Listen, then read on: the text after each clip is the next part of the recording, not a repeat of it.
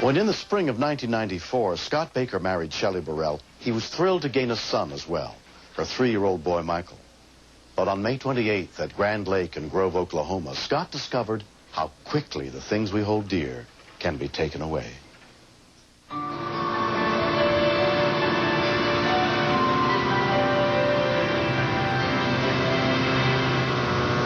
Michael was just sitting in between my legs because he wanted to be by the wheel. He had never been out on a boat before. I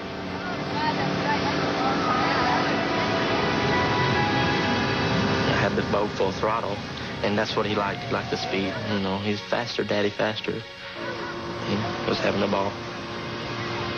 Michael's mother, Shelley, and Scott's sister were also in the boat. We got almost to the end of the lake, and we turned around and started coming back. It was Memorial Day weekend, so there was a lot of boats out there. We was coming up on the bridge.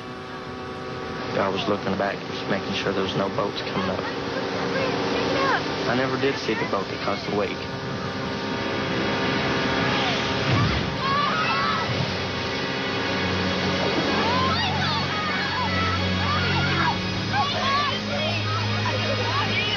I was just yelling, Michael, Michael. I looked around and I couldn't see him. I didn't know where he was. Jim Spencer and his wife were coming in from fishing when they saw the accident. The boat was going in a pretty good full circle at full throttle, and I was concerned about the boat coming back and running over somebody. At that time, I heard a little scream, and I looked up at the boat. Michael was still in it. It was going fast. And I just thought for sure Michael was going to stand up, get thrown out. Bill Homewood also came over to help pull the family out of the water. Consequences of the motor coming across somebody in the water is devastating. It's just like sticking your hand in a meat grinder.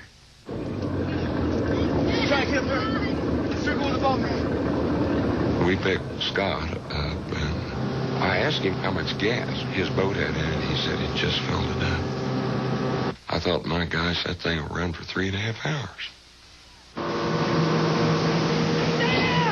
I was close enough to where I could holler at him, telling him just to stay down. I was very worried because it was full throttle, and if it would have straightened out and hit something, Michael, as small as he was going to be seriously injured, if not killed. The only idea I had at the time was for Scott to get back in the boat. We had enough power with our boat to get alongside it. But because every time it would hit its own wake, it would skitter out again and make a tighter turn.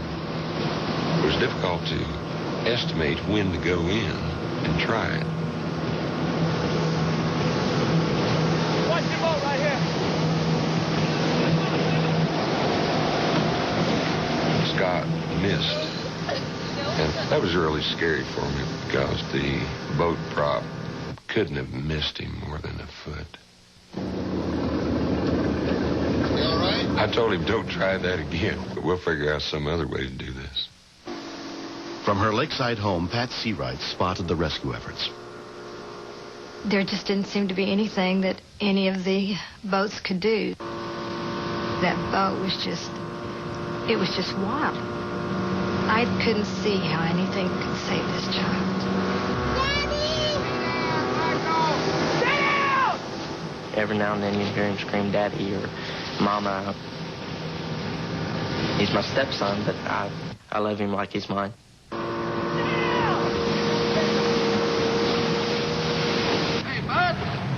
17-year-old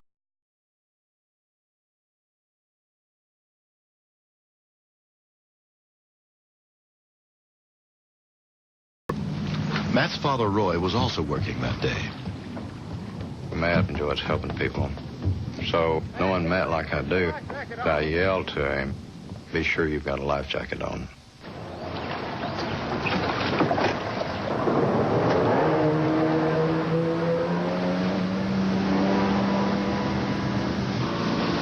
comes this kid on a wave runner. We didn't know what that kid was going to do. I seen Matt show up. And he came up and he asked me, would you mind if I tried to get into the boat? I said, if you can get in, well, I owe you, I owe you dearly.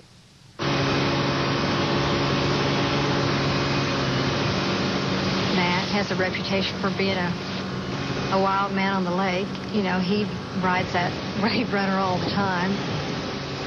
A young kid like that will do almost anything, so you're scared to death for him.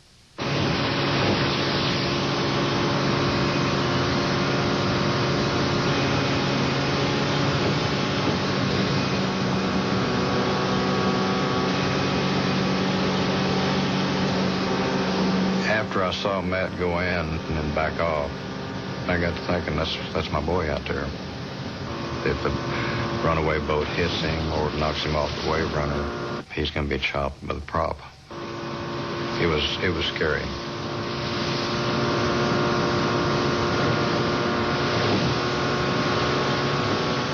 He circled a couple times, and then he turned around like he told himself, one shot's all I got, we're going to go for it.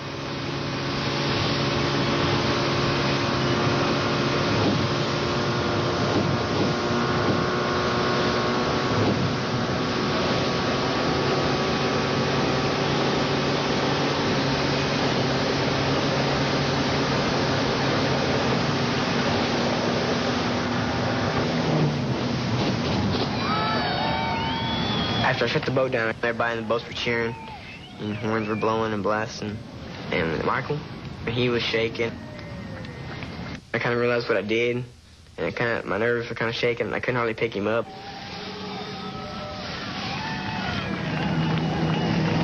Everybody's mood changed so fast. I think they kind of wanted to just step out of my boat and walk on water over there. I took Michael into my arms, and I was holding him real tight. I couldn't stop crying. And I remember him telling me a couple times, "It's okay, Daddy. I love you, Daddy." It made me realize how much I really did care for him. It was all over, and I just can't explain how tremendously relieved we were. It could have been so bad. I turned to Matt, and I said, "I'd like to shake your hand, young man." About that time, the lake patrol boat pulled out. I turned around to look for Matt, and he was gone. Off into the sunset.